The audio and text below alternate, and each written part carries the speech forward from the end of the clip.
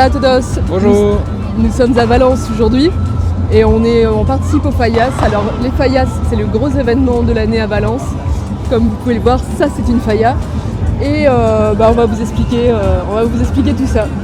Bonjour à tous, nous sommes de retour à Puzzol, donc une ville au nord de Valence, dans notre camping avec Goldorak que vous voyez derrière. Et on va vous expliquer ce qu'on a fait là ces 2-3 derniers jours. Alors voilà, nous étions venus à Valence pour participer aux Fallas. Alors les Fallas, c'est l'événement à faire à Valence, ça a lieu tous les ans. Alors le point culminant, c'est à la mi-mars. Et du coup, on a participé aux 2 derniers jours. Et alors cet événement, c'est une fête de lumière, de feu, de pétards, enfin surtout de feu. Le point culminant, c'est à la Saint-Joseph, c'est pour fêter le retour du printemps. Et alors donc on a participé aux 2 derniers jours. On est arrivé le lundi 18 mars. Et on est arrivé le lundi midi. On est sorti du métro parce qu'on voulait aller à l'office du tourisme pour aller chercher un plan. Donc nous sommes allés chercher le plan à l'office du tourisme. Sauf que ça s'est pas vraiment passé comme prévu. Voilà, sauf que ça va très mal commencer quand même, parce qu'en fait on est sorti du métro. C'était un métro très central, proche de la mairie, justement où il y a l'office du tourisme. Et puis nous on se dirige comme des bons touristes vers l'office du tourisme. Et déjà il y a du monde et tout, mais c'est pas étonnant, c'est très populaire les Fallas, donc on se dit il y a du monde. Et on avance, et de plus en plus de monde. Et puis à un moment donné on était complètement bloqué.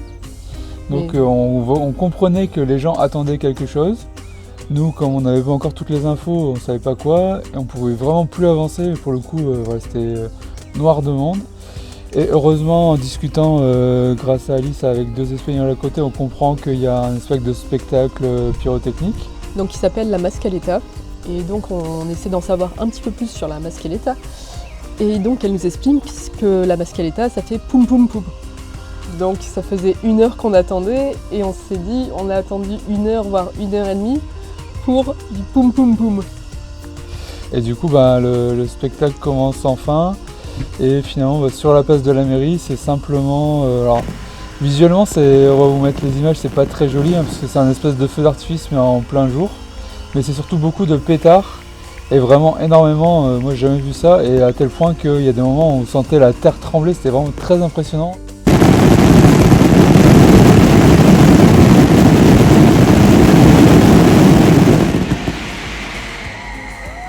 Et on a compris finalement pourquoi c'était... Parce qu'on le ressent dans la poitrine. Ouais, vraiment, c'est... Alors on a assisté à cette grande Mascaleta sur la place de la mairie. Mais il faut savoir que chaque Fallas, parce que les Fallas c'est le nom du festival en lui-même, mais c'est aussi le nom de chaque statue en fait, qui est créée tout au long de l'année par les falleros. Et du coup il y a des petites Mascaletas auxquelles on a pu assister le lendemain et qui sont tout aussi impressionnantes. Parce qu'on a pu voir d'ailleurs tous les dispositifs installés et tout ça. Et ça fait aussi beaucoup de poum poum poum.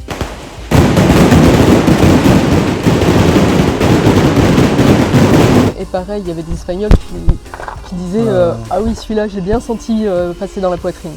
Ouais, en fait, c'est plus petit, c'est pas forcément tous, mais devant certaines Fallas, ils font justement ce même spectacle, quand même plus réduit. Mais par contre, comme c'est en plus petit comité, on est beaucoup plus proche, l'effet est quasiment le même, voire plus en fait.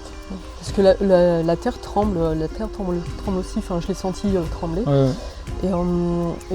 Et du coup ensuite on a passé les 2 jours quasiment à aller voir un maximum de Fallas dans toute la ville. Elles sont assez éparpillées, il y a quand même des zones où il y en a plus que d'autres moins, donc on les a pas toutes faites, mais on a fait pas mal. Alors on est allé de Fallas en Fallas, donc au début en se servant du plan, et on s'est vite rendu compte que ça servait pas à grand chose, parce qu'en fait il y en avait vraiment partout, et sur le plan il n'y a que ceux qui font partie de la sélection officielle, parce qu'en fait il y a une compétition pour élire la plus belle Fallas, et c'est celle qui ne va pas être brûlée, parce que c'est ça en fait le point culminant, c'est à la fin du festival, toutes les Fallas sont brûlées.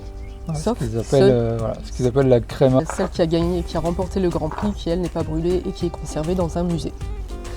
Et avant la créma, on a eu le droit à un spectacle, alors je sais pas la traduction, mais c'était la Cavalcada del Foc.